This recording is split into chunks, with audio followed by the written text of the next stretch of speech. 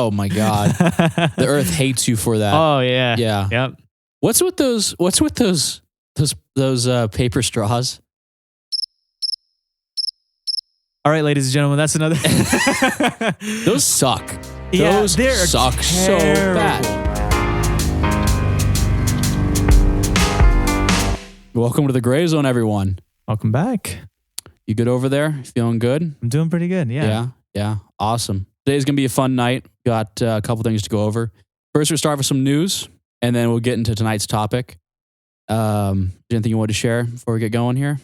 No, take the Okay, show. Cool. I don't know if you noticed a couple of days ago, on the 19th, I believe, the Louvre in Paris was robbed. Were you aware of this? What got robbed? The Louvre, it's that museum. Uh-huh. It's a really famous museum in Paris. Okay. And that's where a lot of the national treasures are kept, like Napoleon's artifacts. Okay. And, all these queens and kings and all these culturally really important artifacts. Okay. To a lot, not just the French, but I think like out of every nation, there's probably stuff there that, is kept there for public display. It's like our Smithsonian, basically. Okay. And a couple of days ago on the 19th, masked thieves dressed as workers wearing vests with a cherry picker truck, like you see what we work off of sometimes, those trucks that like you see the guys working the power poles. Okay. That's a cherry picker truck. Okay. And so they dressed as worker, like they have those little vests, those high vis vests, those safety vests. Right. Pretending to be workers, just kind of strolled up, to my understanding, cut a hole in or gained access in some way. I read a couple of the articles, and so we'll see kind of how much is factual. And stole a bunch of jewelry. Interesting. And so they stole some of Napoleon's stuff, some of his wives, and some other artifacts. I think in total, if I might be wrong, but I think it was 8 artifacts were stolen altogether. One of the crowns was unfortunately dropped and broken in the process of it. Yeah. So guess how long this whole process took? How long was the whole operation? 7 minutes. They did this whole thing in 7 minutes? I heard 2 things. At first, I heard 4 minutes. They were in and out in 4 minutes. Maybe they were in, out, and gone in 7 minutes. I don't know. So between, under 10 minutes, basically, they were in and out. That's crazy. Guess what they used to hold off the guards? Power tools. Like hold them off? Like were they being attacked? No. Like, I mean, they were able to hold off the security and the guards there. Okay. To make their exit with, I think it was an angle grinder. Wait, so, okay, correct me if I'm wrong. So this whole thing wasn't a smooth operation. Like they were... No, I think they knew. I think they knew. Yes. Okay. Yeah, basically, they were being pursued. They defended themselves with power tools. Yeah, but it wasn't like the guards were there that were always there. It's not like it's not like a large police presence was already on the scene. So whatever guards were already on duty there and or nearby is what kind of responded to that. I don't know all the full details, but I read a couple articles because it has something to do with what I do. And so I just thought it was really fascinating. Interesting. So it's really interesting. I mean, they had chainsaws apparently and disc cutters, and they smashed into some glass cases, and I guess they got away. Yeah. So last I read is they have 2 suspects in custody, but who knows if they did it or not? Or I mean, I think there was 4 guys altogether, I think. So they still are missing some guys. I would say, and here's the deal with the whole gem and mineral thing and the jewelry. Those have a lot of cultural value to the people, and they're really important. But either they might auction them off somehow or hide them, and they might find them. I mean, the Mona Lisa's been stolen before. Right. I think in like 1811 or 1911, something like that, like a couple hundred years ago, or something to that degree. But what's also kind of common is they'll take this and they'll take apart the jewelry and recut the gemstones and then melt down the gold, silver, platinum, whatever, and sell that separately. But so all in all, millions of dollars worth of history has been stolen. That's insane. Wow. So, yeah. I would think it would be my personal opinion that, I mean, depends on who the people were. I mean, it's probably already too late and they're already cut up and gone. Right. But I feel like they'd be worth more intact. And that's what I'm saying. And if I was gonna, if you were smart and you were smart enough to break in there and steal it, I feel like you'd be smart enough just to somehow auction it off or have a customer or a client waiting to buy it. Right. I was thinking that, like you said, take it apart, melt it. That would lose, 'cause most of its value is because of who it once belonged and how old it is, right? But once Yeah. you melt it down, take Yeah. it apart and alter it, it loses its value and it just becomes its inherent value. Right. Makes sense. So it's kind of crazy though. Like, I mean, stuff that Emperor Napoleon and Napoleon the Third, and their wives, and I don't know if it was anybody else, but probably some stuff that was other people's, but really important cultural items. Right. I mean, of history, like some of the most important topics in history of the time. It was really interesting. I mean, it's I'm amazed they got away with it. Actually, I'm just amazed. I was actually more amazed they broke in there and actually got away with it. Right. That's what caught me off guard. Now it's just out there. That's insane. But, it leaves another mystery for someone to find. I mean, the president and, of course, other members of their government have sworn to bring them to justice and so on and so forth. So we'll see if they can get all four of them. Yeah, so people are really upset about Oh, it. yeah. Because, I mean, that's their heritage. That's their national treasures. And I think the Louvre just opened again. Okay. They were shut down for how long? So it happened on the 19th, right? So, it's the 29th, 28th? 28th today, 28th. Yeah, so they just reopened, I guess, and Okay. to the public again. So they were closed for a little bit while they did the investigation. And that's really interesting stuff. Oh. So, I mean, and they missed a couple things. They missed a diamond, a $60 million diamond, I might add. Yeah. But yeah. What was the value of everything they stole? Do you know? I'm not sure. I think I read, millions and millions of dollars, that's for sure. Right. I think I read 800 million, but I might be wrong. I don't think so.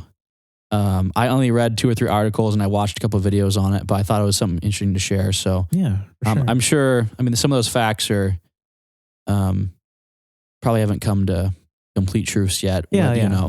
But so I wouldn't quote me for all that how long they're in there, how long it took. But it seemed to me that like when it first happened and then as time goes on, kind of the answers that people are giving kind of change. As time goes on, they seem to learn more. So that's kind of interesting. So we'll see in a couple weeks here what the final story is, if they can catch him or not. I don't know. Hopefully. A part of me, okay, this is bad. Yeah. But part of me is like rooting for them. I know what they did is terrible, but it's just the fact that they pulled it off is really cool. I know. Is it sad that I was just happy something actually happened around here? Yeah. For once, like I was like, oh, something actually happened. Someone had the guts to do something like that. You don't see that kind of stuff. This is something out of a movie. I know. And the way they pulled it off is genius. Yeah. Yeah. They held the guards back with power tools. I'd be embarrassed. There's already a director out there writing a movie about this. Oh, they must have. They probably based this off a movie. They watched what was it? Nicolas Cage. Yeah. They're watching too many Nicolas Cage movies and Indiana Jones. Yeah. Crazy stuff. Fun. So at any rate, the topic for tonight is we're going to be talking about a lot of the recycling programs. Okay. And that's a really, really boring topic. I understand that, but it's not the recycling you're thinking about. It's not like how the dump comes and picks up your trash on the corner and you separate your cans and stuff like that. I wanted to look into more of the up and coming programs, stuff that hasn't come out yet. They're looking to the future, as well as stuff that I've worked on. Because I have worked on a couple of these programs myself, trying to figure out solutions to a couple of these issues. So this should be kind of an interesting conversation. That's why I sent you the topic. So in the future, we'll both do a little research and learn a little about stuff, and we'll both bring some stories to the table, and we can share them. That being said, I think what do you think the leading issue is today? One of our leading issues regarding recycling, or regarding the planet. I guess let's start with the planet. Mm-hmm. Honestly, it's just our existence. You think so? Yeah, global warming has been an issue for a while now, and it's obviously taken its effect. made a difference now. But to be honest, I'm not really well educated enough to give you an answer, a confident answer, Okay. aside from what a general consumer would know. So aside from global warming, let's take that one out of the equation for right Okay, now. Let's okay. just take that. That's a whole nother topic in itself. We'll put Okay. that on the bench. What is another issue we are Our facing? oceans, I'd say, Yeah. pretty bad. Yeah. Yeah. I'd agree. I was of the feeling that it's something that you can actually make a difference in. Really? Yeah. And, because I think everyone who wants to help is kind of sitting there like, well, what could I do that's actually going to help? Right. Because, people seem to help where they can, and it doesn't really look like it accumulates too much after a while. So I was looking into this, and it seems to me that the best thing you can do is, go through and not only recycle your own stuff, and you can argue where stuff goes when it gets recycled. Not all recycling gets recycled from what I've heard. It depends on where you are. But helping clean up some of these environmental areas is probably one of the best things you can do to help preserve our natural environment. And a few years ago, I actually started working on this little project of mine. I would practice free diving. And, you have to swim a lot. And, I was kind of trying to train my lungs.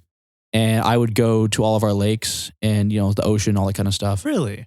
And I would do cleanups. I'd take a couple of the guys with me, and we'd do cleanups. We'd go down, and it's kind of more snorkeling than free diving. Right. But you get a lot of exercise and all That's that kind cool. of stuff. So I did underwater metal detecting. That's news to me. I never knew. I've seen video. I used to watch Yeah. guys do a lot of that. Yeah. Finding cool stuff and whatnot, finding lost phones. I had a phase watching a bunch of those. Never knew you do that. That's news to me. That's cool. Yeah. Really cool. So if you go in my closet, I'm sure there's like a bunch of free diving stuff in the back of it. Fun. Yeah. So yeah, for a long time we would do a lot of these cleanups and just pick up trash and make it nice. And because it seemed to me like a lot of people can walk around the forest and pick up trash. It's an easy thing to do. Not everyone can access it underwater and make a difference down there. Mm-hmm. And there's like fishing line, all that kind of stuff that gets caught up in the fish. And a lot of it, the biggest issue I would say is stuff that gets blown off of boats or on the shore that's sucked in the water from people camping out there having a picnic. Right. So a lot of those plastics, like the plastic wrappers, stuff like that, is kind of one of probably the bigger issues I would see. Yeah. Yeah. I mean, that's the one you think about. You see those ads of ducks with like what are those wrappers used for like a pack of 6 can? Yeah. Those guys. Yeah. Yeah. So that's a big issue. But there's a lot of different forms of recycling. I mean, there's 1,000 different avenues. You could do an entire podcast about recycling and cleaning up the environment or whatever. So we're going to touch briefly on some of that stuff tonight. So yeah, we should go out and do free diving sometime. I was just thinking, that sounds fun. Yeah. I've always wanted to do it. I don't know how to go about it. I metal detected once before on my own property.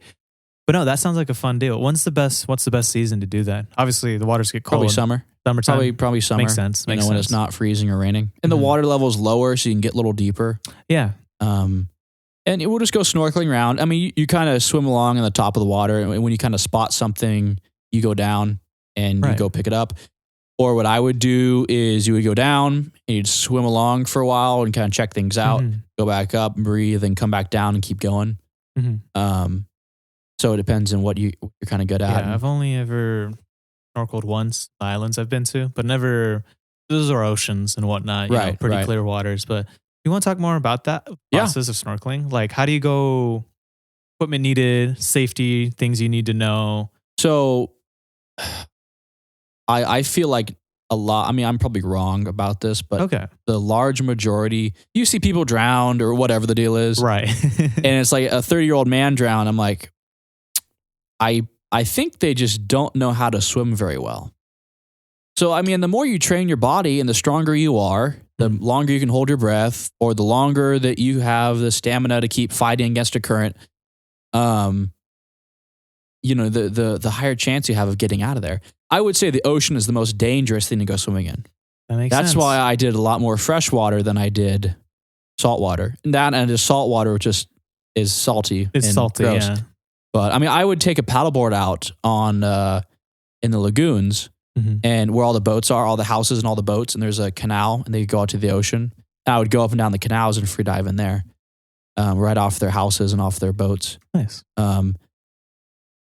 But to just snorkel, I mean, you just go to the store, you buy a snorkel. It's a mask and it's a tube and it goes in your mouth. And if you have a nice one, okay, there is this little thing on top where when it's above water, it lets air in.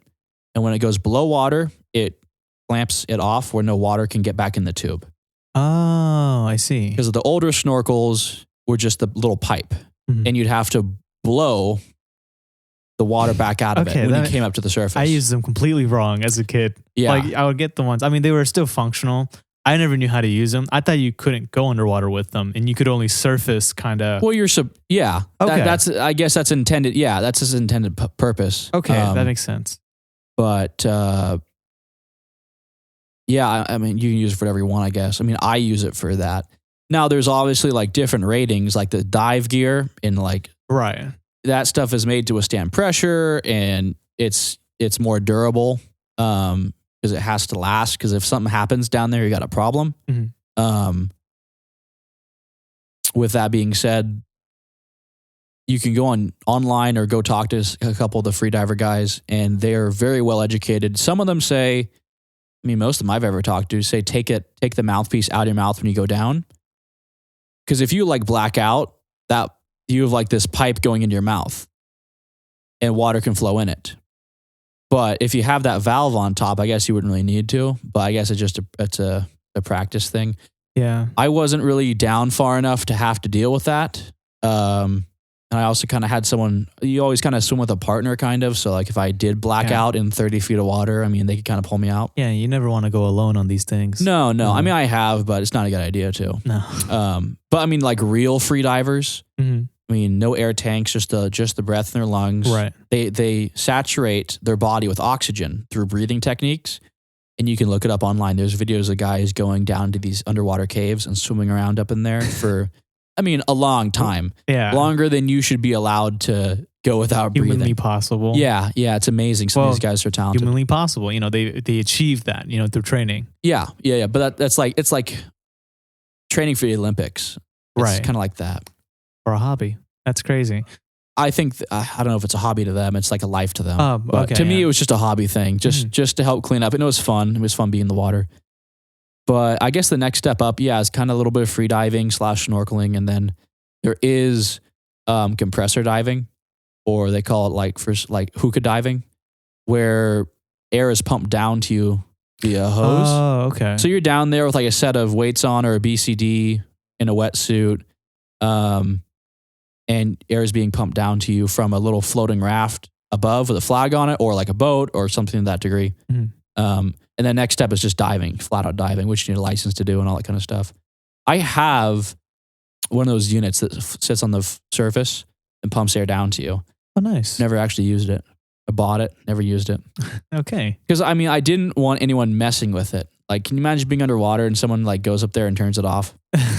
You know? Right. Like, I was just too scared to use something like that. Because this is life or death. No, you're going to die. Yeah. You're going to die. And I've already come close enough to getting caught up in fishing line and kelp to die. So, you know, I mean, you have to, the biggest, actually, you were saying like what kills people, it's the freak out. Like you get caught up down there, you panic. And if you panic, you die. So it's a panic thing. You can't panic. I mean, they have dive knives. You can carry a dive knife with you and like cut yourself out, and you just got to relax. Right. And it's scary. Oxygen. I mean, the less you move, you know, the less oxygen you're going to expend. Yeah. I mean, it's kind of scary being down there. Like it's a weird environment. It's a really cool environment to explore. Oh yeah. You know, it's like being on the moon. But it's such a weird environment. It's so crazy going around down there, see all the fish and they're like their natural habitat, and you're the stranger there. Yeah. It's not like walking through the woods and you see a squirrel. Right. Or a deer. It's like you're in someone else's environment. It's a whole new world. Yeah. And all the plants, and it's just a different, you know, the rock formations are really pretty, and it's just a gorgeous world down there. And it's cool to be able to kind of clean it up and make it a little nicer for somebody else. Yeah.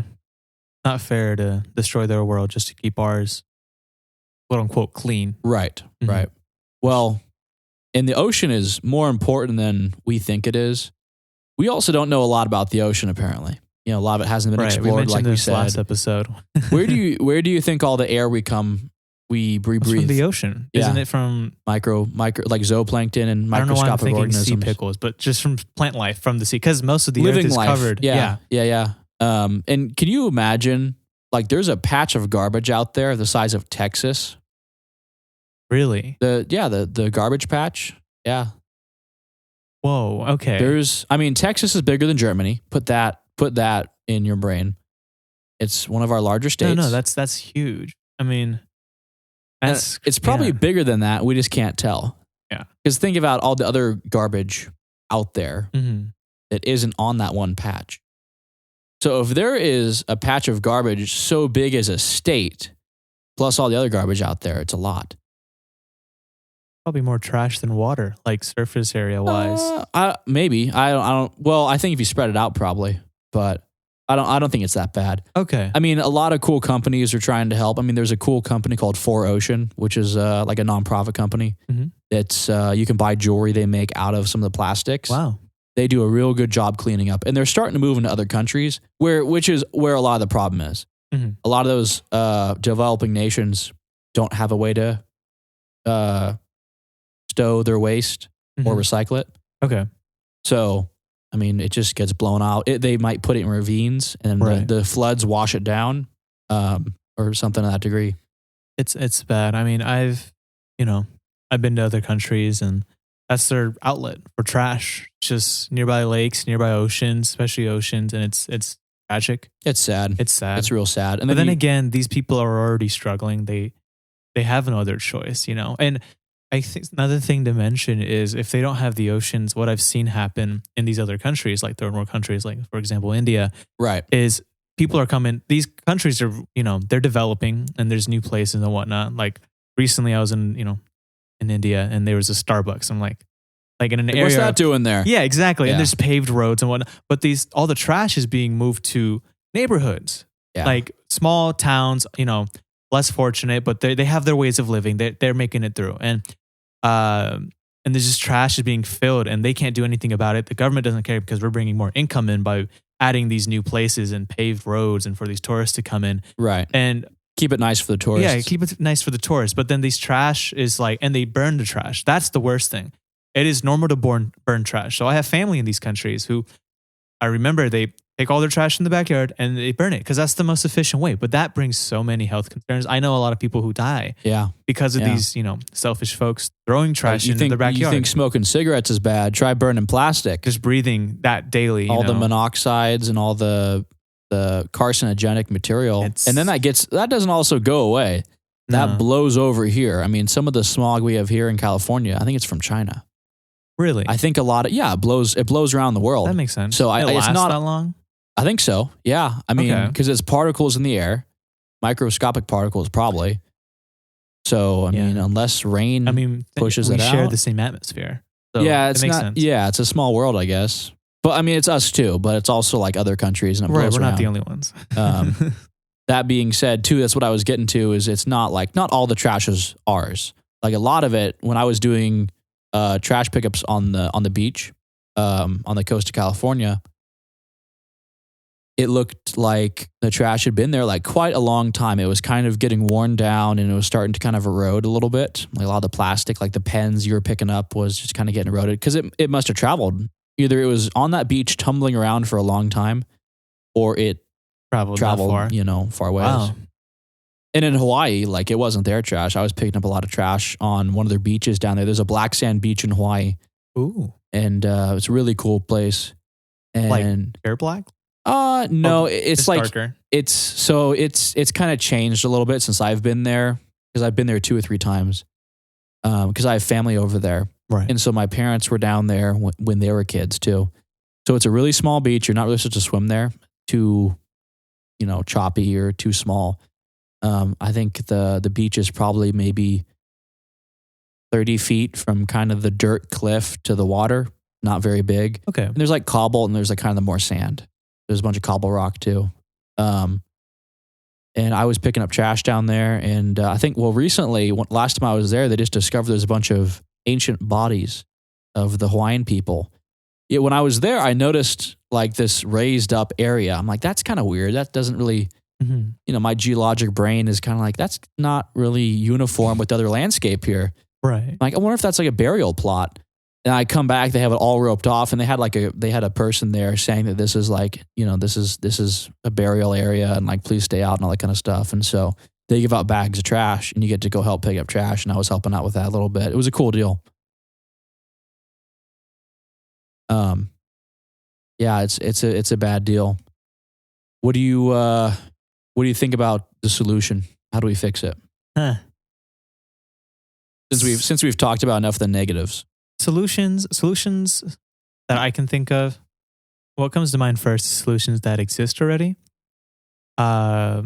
There's people who are working on it. I don't know if you've heard of Team Seas. It was do you know the YouTuber Mark Rober? Yeah, I'm familiar with that. Yeah, so he started a whole thing. He did the whole Team Trees thing. Yeah, so he did the same that's thing what I was thinking of. Team Seas. Yeah. So he did Team Seas, and they, every dollar will get rid of a pound of something like the trash. Yeah. And they raise like multi-millions. Yeah, it's the same as 4Ocean, kind of. So he came up with a machine. Now, I'm just going off memory off the video I watched. Right. And it's this rover, essentially. Yeah. It's like a big boat that goes in oceans. And it cleans up. Yeah. Cleans up the ocean. So those are some things that some of the best engineers we have are working on. Solutions I can think of is just, as an individual in a household and, with businesses, just being proactive about what we throw away, how much we throw away, and how we can minimize the trash we throw away. And making sure the trash goes to the right place. Our disposal service is pretty good here. They've renovated recently and they're pretty on top of it. Yeah, they're pretty good. Yeah, but in terms of what I can do or what I can think of, that's pretty much it. I was same for that 4Ocean company. They have these boats, and they have a conveyor belt almost. They can, and it has like these two paddles, and it can kind of collect the trash and direct it up to the conveyor belt, and it sets it down on the deck of the boat. And they have this new thing, well, relatively new. It's like this float, and they have it in the harbors and by like the beaches where the boats are on the dock, and it lets like all the leaves and dirt get sucked into this bag on this float. They can just pull the bag up, take the trash out, and put the new bag in it, keep collecting it. That was kind of really fascinating. That's cool. Yeah. I'm glad there's people out. I mean, anytime there's an issue, I'm like, I know for a fact, we're amazing people, especially in our country. And there's someone out there I know that's either doing something right now or thinking about something and is putting the time and the hours and the money towards it. And I'm ready to help in any way, like the whole Team Seas thing, just donating and just, making an impact, I was talking to one of my buddies. We're going to bring him on as a guest here in a couple of weeks. Nice. And he was doing cleanups in Yosemite National Park, and he's really big in these cleanups. And so we're going to go work together on a couple trash pickups or something like that.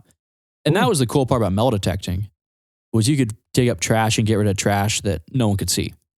So, because you'll just walk over it. Right. So we got rid of a lot of iron and stuff like that, and lead and all that. And it was kind of cool because I think metal recycling is my more favorite recycling.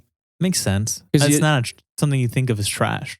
No, it's different. And it's not just cardboard boxes and you cut them apart and you stack them there. It's like, no, we drop it off, and then they melt it down, and it creates more jobs. And it, like, that's it, your scrap metal could be in the building. They're building down the street. It's kind of cool. It's like you can actually see the renewing process. That's fun. That's always really cool to see. Because if I'm not wrong, I think all the cars that get crashed and then they crush them down, they chip them up. I think a lot of that gets made into rebar and gets put into buildings. That makes sense. So I think a lot of scrap metal gets sent back as rebar. It's an easy material to reuse, and it's one that's always in demand. Yeah. Well, and there's like, I think you have to be careful because of the carbon. You need a certain carbon content and all that kind of stuff to make sure it's structural. So different sizes, there's different carbon structures. I'm sure there's a lot to it. For sure.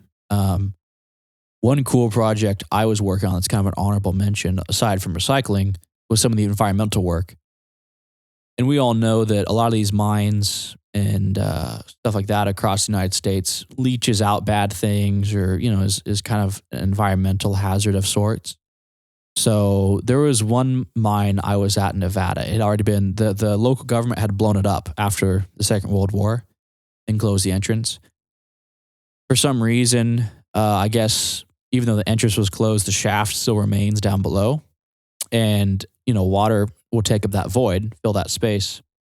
And all like the creosote or oil or kerosene, whatever it is, of those timbers and or whatever is left in the mine shaft was kind of seeping out of. Oh boy. Yeah. And it's on like this little plateau at the top of the mountain, and it would kind of seep out and go down the hill and go into the local stream. So I actually was kind of playing with this idea of like, I wonder if I could like build a little device that you could somehow let the water pass through and kind of collect a lot of contaminants pick up a lot of the oils, and then let the water go and then try to pull out a lot of these contaminants before it, pollutes even more land. Mm-hmm. So there was, it's kind of like the sluice box looking thing where it had, the water would be able to kind of go through, and the oils and other chemicals would get caught into the fabrics and the, that kind of stuff. I was actually trying to build it I learned it from an old logger.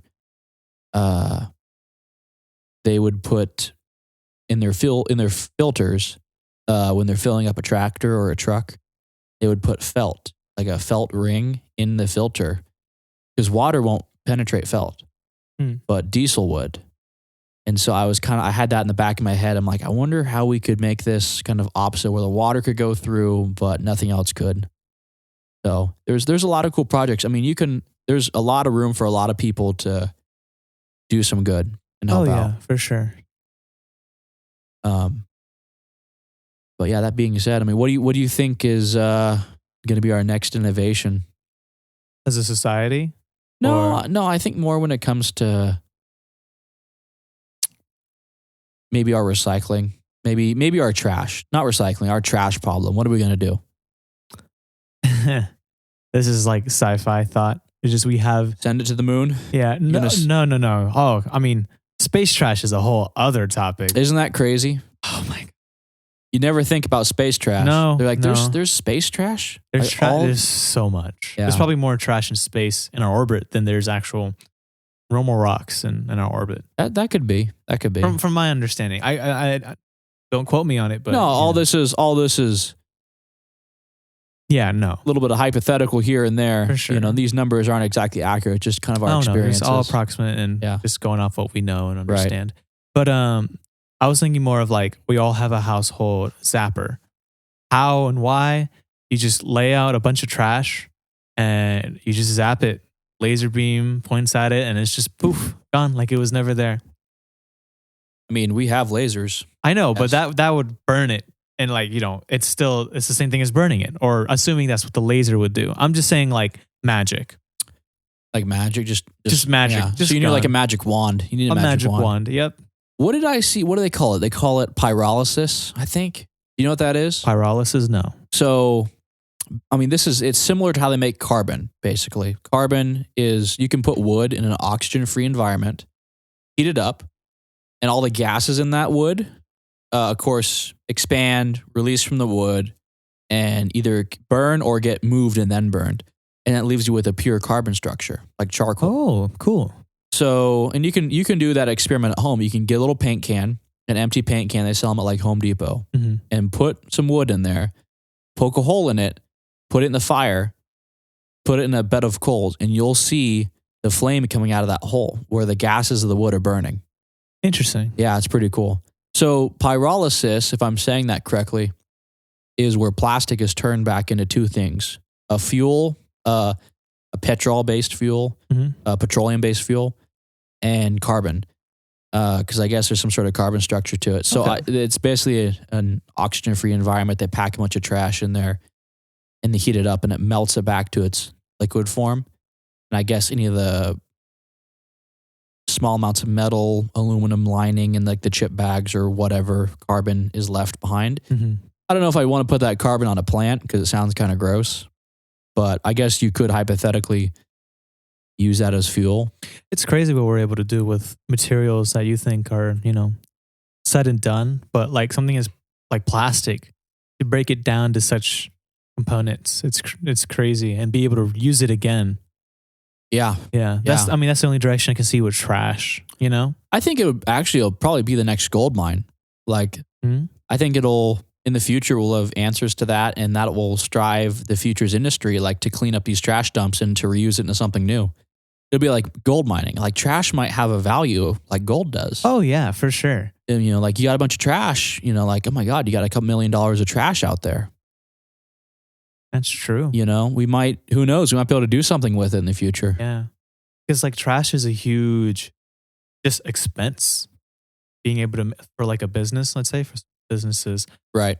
It's a nuisance. But if it can become a profitable thing for other businesses and just, again, bring us more money, that'd be really cool. I never thought of it like that. Right. Yeah. You never know what's going to happen. It might end up something like that. It could. Yeah. It could. It depends on what happens. Or we could just get rid of the problem to begin with, like where there's just no trash anymore. We could move to a different form of plastic, I guess. I mean, you could probably make it out of corn. I don't know. I mean, you could make it out of a lot of things. Yeah. I mean, people made like edible silverware and stuff like that. It's like all the wood, all the bamboo stuff now. Yeah, bamboo stuff's pretty cool. People are using, and then there's like, apparently, I could be wrong about this. Going off of our local grocery store lady, she was telling me I was getting some groceries, and she was like, "In January, there's no more plastic bags." I'm like, "I've been hearing that." Really? I wasn't sure if it was for that specific franchise of a grocery store or if it's for everyone. I know there's been rules applied, like some restaurants can't give plasticware in every takeout order. Oh yeah, or they're not allowed to use no more. There's no more styrofoam in restaurants. Really? It's much less. It's much more strict. When I was in Florida, it was no go completely, especially in one of the major cities by the ocean, especially by the ocean. And so now there's just cardboard, and it was there was prototypes that companies that supply restaurants were doing, right? And they were terrible. They would fall apart, but then they got much better and whatnot, and they're becoming more solid. There's still a lot of things that we still use, like plastic, like soup containers. We can't get around that yet. I don't know what solution they're going to come up with. What if we just went back to metal? I mean, it's a little heavier, but you can just melt it. It's more expensive. That's true. That's true. I mean, think about it. You get a good restaurant, an average restaurant, doesn't have to be Michelin star. It gets at least, a couple thousand customers a week, What about aluminum? Still a metal, still more expensive than plastic. It's not easy to make, and the weight of it, shipping it over and whatnot, as well as storing it in a kitchen. You know what I mean? Cardboard and styrofoam and plastic, it's compressible, it's easy, it's there. Styrofoam's awful. It gets everywhere and it starts to degrade, and it's just... I hear you. As a kid, I used to make snow out of it. Oh my God. The earth hates you for that. Oh yeah. Yeah. Yep. What's with those paper straws? All right, ladies and gentlemen, that's another. Those suck. Those suck so bad. I was down on the pier, and I bought like a milkshake. It was paper straw, and it just fell right apart. It's more popular in major cities. I mean, all these rules apply first to obviously highly populated areas, of course. Sure. We're in a very... I think it was localized to like where it could get into a water source to begin with. Which made sense. You got to target it there first and then kind of spread it out. Spread it out from there, yeah. Because at least you have a controlled environment where you can kind of see how things are working. If it's actually working. Yeah, versus like a town in the middle of a state. Right. Like in the desert, it wouldn't make any sense. Arizona's like, what are we going to do here? Right. God, what are they going to do? Just like drill out a piece of bamboo and just like use that as a straw instead? I don't know, man. I'm sure there's something. They're working on something. Bluetooth straws, imaginary straws, liquid Bluetooth cups. Liquid goes into your mouth. Yeah, I don't see that being a big industry anytime soon. I hope not. Watch me cook. Do you see some of the weird things people come out with product-wise? It's amazing what people buy, isn't it? Oxygen in a can. Have you seen that one? Well, yeah, if you're a mountain climber, but do people buy that just... People buy it because athletes... Oh my God. You need that prime air, that premium air. Air. You can't be bothered to breathe the same air as everybody else. I need the premium air. Yeah, the sparkling air. Like sparkling Apple's water. Going to start selling air pretty soon. Oh my God. There's going to be versions of it. They're going to have the Pro Max version. God forbid you breathe the XS version. Yeah. I only get the Pro Max. Yeah. What if your monthly subscription runs out? Of premium oxygen? Yeah. We might need premium oxygen. You probably die. That's a good point. If like if our atmosphere gets bad enough with all the trash and everything, we would need to be on oxygen tanks. And they'll capitalize on it. They'll make different oxygens, and it's the same thing. Like but it's like a vape. It's like blueberry flavored. A phone has one purpose, but they add stuff to it that's not necessary. I don't need a whole professional DSLR camera on my phone. You know what I mean? You don't seem to be complaining either. I'm not, but I actually use it. Yeah. The average consumer doesn't. You know what I mean? Right. It's crazy. It's crazy. I was on Amazon just scrolling, buying some tools. They sell nothing as a product. There is a package with a label that says nothing, and it's this container of nothing. It's air.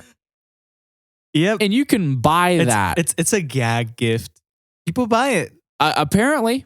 People buy worse things. I mean, like, I don't even want to talk about it. Like, people buy terrible. I mean, no. What's like the worst thing someone's bought you as a gift? Bought me as a gift? Yeah, like for Christmas. Like your grandma buys you like a pair of ugly socks or something like that. Oh, no. The worst thing, not the worst thing, but it's just, I've never gotten really anything bad. You're like, I've never gotten a present before. What's Christmas? Yeah, no, I can't think of anything. I've been fortunate enough to get good things. And what have I disliked that I've been given? I mean, except from like the usual. Last Christmas, for some reason, when you go to like Sam's Club or all these stores, and they have all these like gift like things you can get. Like when you go to Walmart and there's these boxes from brands, like it's like a Old little Spice, a lot of Bath and Body Works stuff, right? Yeah. And for some reason, last Christmas, a lot of my family members that are like close but not close, don't know what to get me because they don't know me, got me these kits. Everyone got me like, the same kit, body wash and stuff. I'm like, what are y'all trying to say? They're trying to tell you something. That's the worst kind of gift. I'm like, oh, here's another. What's this? What's this brand, the 10th body wash of tonight. Yeah. You have a whole stack of body wash containers in your closet. I don't mind clothes. I know kids complain or just people complain about clothing. Yeah. Soft package. Give me some good clothes, But they buy the wrong clothes is the problem. Like someone gave me like a shirt with like the Grinch on it. I threw it right in the trash. I didn't even wear it. I didn't wash it. It went straight in the trash. You could have donated it. I mean, I was trying to prove a point. Of like, I would rather you not spend money on me and just don't buy something so stupid. Right. Like, it's funny. No, it's not. It's a stupid shirt. Why do I want that? People like stupid, like the nothing. The nothing, yeah. Or a nothing. I guess I expect more from my family. Like, don't do that. Okay, that's another thing, yeah. Well, amazing what people buy. No, I think there's some hope on the horizon. Oh, there's always hope. I mean, I'm pretty optimistic for the most part.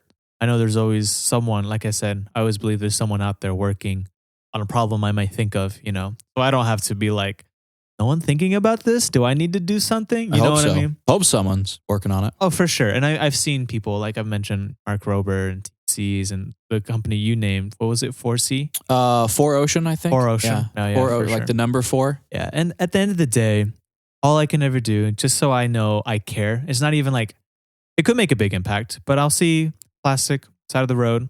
And you do something about it. I'll pick it up. Yeah. I'll pocket it, throw it away later. Right. And sure, that one thing didn't make a huge difference. It just shows that, hey, I'm aware of this problem. Maybe that made a big difference. Hopefully someone saw me and starts doing the same thing. Yeah, I set an example. Exactly. Set an example. Exactly. Because I think a lot of it comes from a form of laziness.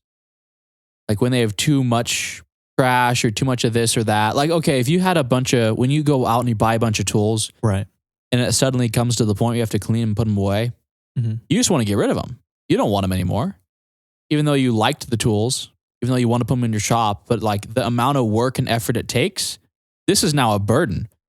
Right. So I think there's a certain degree of that where people just get overrun by this and then it doesn't end up recycled or in the right situation. Yeah, I do the same. I think it's good to donate a little bit of money here and there.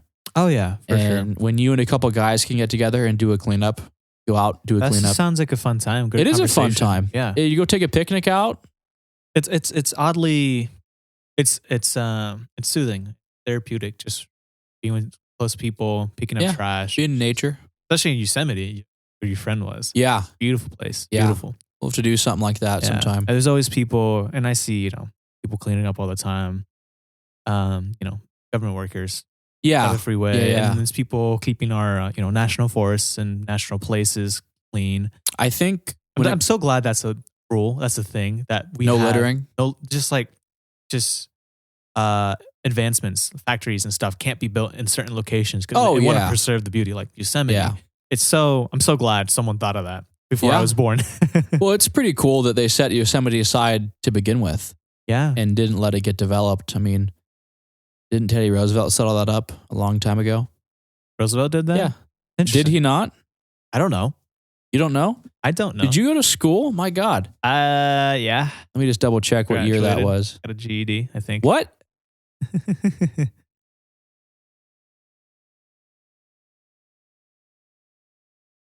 Let's see. Yosemite history began thousands of years of Native American inhabiting the gold rush brought settlers in the mid-1800s, resulting in conflicts. Not surprised there. Okay. Let's see here. President Lincoln granted the Yosemite Valley in Mariposa Grove to California. That doesn't make any sense. Yeah, protected for public. I guess Lincoln helped out with that. I thought that was Roosevelt's thing. Oh, good. Good old Lincoln. Interesting. Huh. I think there's a picture of Roosevelt in Yosemite that I'm thinking of. I'm just like, I guess he made it. But maybe I'm wrong. That was just visiting. He probably was. Well, he was a big game hunter. So he might have been hunting there, or he might have been just doing something there. That's interesting. I wonder. I was there like 7 years ago, 10 years ago. I've never been. I'd love to go. Yeah? Still a lot of traveling. Even though I've been across the world, still a lot to do. Really? I kind of thought you'd been there. No, I haven't. A lot of the places I've been to is thanks to family, because family members live there. Everywhere I've been has families. Well, for the most part, family there, you know? Oh, here we go. 1903, Theodore Roosevelt visited Yosemite with John Muir, leading to a historic 3-day camping trip. Okay. Oh, and it solidified his commitment to the conservation. Nice. So he didn't set that up. He visited there, and then he wanted to set more up. I know he had set aside land. Nice. That's good. Okay, that's pretty cool. That's good. Yeah, it's amazing what you can do. I think the good combination is, donate a little money here and there to a good cause, and then also like do what you can do on your own, and you can actually see the difference. Great with taxes. Yeah. Yeah. What do you have? What's something that's been going on for you this week? What's something you've been working on? Working on getting things working. I'm in that weird place where I'm just getting projects lined up. Yeah. Had some done, like the podcast we started. Been a success so far in terms of production and what we've learned from the first episode. Posting that. We should talk about the first episode. Yeah, we'll talk more after this. Cool restaurant stuff, getting some renovations done, got some cool plans I'll go over with you later on. I already talked to you about this. This sounds like a lot of work for me. And then you don't got to wish for it. I don't have to wish for anything. It just seems to show up. Yeah. General maintenance stuff, personal things. I don't have anything major. Hopefully something I can talk about more next week. Yeah. This week we've been doing a lot of shop cleaning. And I got some new organizers. I got to go put all the electrical stuff in one organizer, put all the tools in this other one, and kind of it's just so mixed. You can't get to what you need to use. So I need to kind of put all the plumbing stuff in one area, electrical in the other, and clean up a little bit. Mm-hmm. Do you want to talk about the podcast on here? You want to talk about what we can work on? What we need, we've already improved a lot on the second episode. We're not tripping over each other. Yeah. There's moments here and there for sure. But I think that's kind of healthy. A little bit here and there is healthy. Yeah, it's healthy. It's natural. I don't want to just be staring at you. And I'm just like, Right. Another thing is this should sound better than the first one. You'll hear a difference, especially in somewhere like a environment like a car or just near fields, speakers and whatnot versus headphones. Actually, especially with headphones because, you can hear better. We don't have a lot of road noise behind us. We are in a different environment. And the mic setup. Definitely need to get more stand. Right now I have, ground stand. I'm like tilting it towards me. It works. Obviously I got you the more comfortable one because you're, more of the lead and talking a bit more than me. Need to be comfortable. As soon as I get him to stand there, comfortable wise, which should be better. But this should be the production side wise much better. Right. We can probably invest a little more into our environment. I mean, I listened to the first recording God, 3 different times, just trying to pull out what I didn't like. Okay. I listened to it kind of in different settings. Yeah. I listened to it when I was driving. I listened to it like when I was at the shop or when I was at home. Mm-hmm. Just like, what can I improve on? Because I was doing things I thought I wasn't doing. Yeah. And I'm still doing some of them, and I don't like it that I'm doing it. So I'm trying to figure out the alternative. Right. And only the second one. I keep on saying right and like, and I don't like either of those. I really don't want to say them at all. And I'm struggling not to say that. So I think it's annoying. I mean, someone's listening to this and it's like, you're on your 6,000 or like. It's like, that's not, you don't want to listen to that. It's weird because I feel like when we have general conversations outside of the podcast, we do a lot less. But being in this environment, we have to relearn some of the things we taught ourselves when having conversations outside of this. I think a part of it is that when we're talking in person, we have other things to do. Mm-hmm. Someone's listening to this, they're taking time out of their day to listen to this. Mm-hmm. The only thing they have to grasp on is our words. Right. So it's the only thing to go off of. If we're talking in person, there's the body language and there's like, I can see you're over there doing something. And I know like if you're distracted, like there's more to it. Yeah. There's more to it. This is a completely new environment. I mean, we're still taking baby steps. We're still crawling at this point, but we're finally. My voice sounds better. Yes. Thankfully. That's for sure. Because I was listening to my voice. I'm like, that doesn't sound like me. Yeah, no, this is going to be, like I said, production-wise, 100% better. What was the issue with that? Why was my voice so your weird? mic was off-put. It was offset. So, like, all mics have pattern. Was it because it was on my side? It was on your side. Oh, that was the reason? That was the issue. So I had to turn you up a decent amount, which then also brought other noises around you. I didn't know that. Yeah. I thought it was on the tech side of things. No. I mean, yeah, it was. We just weren't using the tech It's always my fault. It's always my fault. No, you're fine. That's my job. I didn't catch it. I didn't even think about it because it sounded right in the moment. But when I went back editing, I'm like, okay, so I had to do a lot. I'll show you what it sounds like without the editing, and you'll be like, holy crap. No, I can only imagine what it sounds like. Yeah. But what was I saying? Patterns. Every mic has its pattern, and this has a certain field.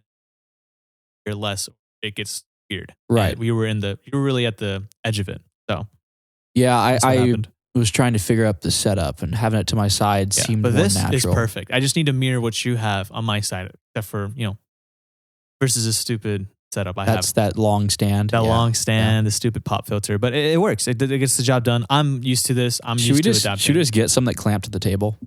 We'll see. I do like the table. This is nice. I like this. It's much nicer. We'll probably just keep it at that. Okay. When do you think we're ever going to start doing videos? Yeah, I'd like to. I just want to get the audio all good before we even touch video. Yeah. I'm not really in a particular rush. I'm fine with waiting a little while longer. It will happen. I'm just asking out of just being curious about it. I think everyone would like to know as well. I think it'd be cool to set that email up. Oh yeah. We got to set that email up because I would love to, if anyone has any subjects or stories, that'd be so cool if they would send it. Oh yeah. And we can read them. And if we want to talk about them, they're okay with it. And if we want to talk about it, that'd be pretty cool. Right. But I hope we're entertaining enough to talk about a topic. Hopefully. Yeah. We gotta do 3 or 4 episodes just to get used to being in this environment. Yeah. And I need to chill out a little bit. And then we're going to start bringing in a couple guests, and it won't be so much back and forth. That's going to be much more fun, yeah. Oh, it'll be so much more fun. Because at some point, they're going to get real tired about hearing me and you talk about the weather. This one cloud. Hey, it's pretty rainy this week. Yeah. Yep. Do you like recording at night more? Or do you like... It depends on my schedule. If your schedule aside, right. What is the perfect time to record? Night. For sure. I would pick 10 o'clock at night. 10 o'clock till like 1 a.m. But I would have the environment set up. I would spend like the whole day setting up and making sure the building's warm or, whatever the deal is. But then another thing comes into consideration is the guests. I don't know who wants to be here till 1 a.m. unless they're, close to you and are fine with it, I don't even think they want to be here till 1 a.m. Yeah. Yeah, we'll see how the schedule works when we start getting some guests. I guess, we might have to do a weekend. I don't know. Hopefully we can keep it on a weekday. Yeah. But I can tell you that we're going to have to do some, we're we're gonna have to do some weekends for some of these That's people fine. because they work Yeah. during the week. The only thing that matters is an episode comes out every week. Well, no, maybe we could do it after their work, but then they're like all tired. I don't know. Yeah. We'll find I don't out. know. We're gonna find out. All right. I think we should conclude this episode. Okay. All right. Cool. Well, thanks for joining us in the Gray Zone. Hope everyone's having a great week out there, and I can't wait for the next one. Yeah, sounds good. Great. Awesome. Love it.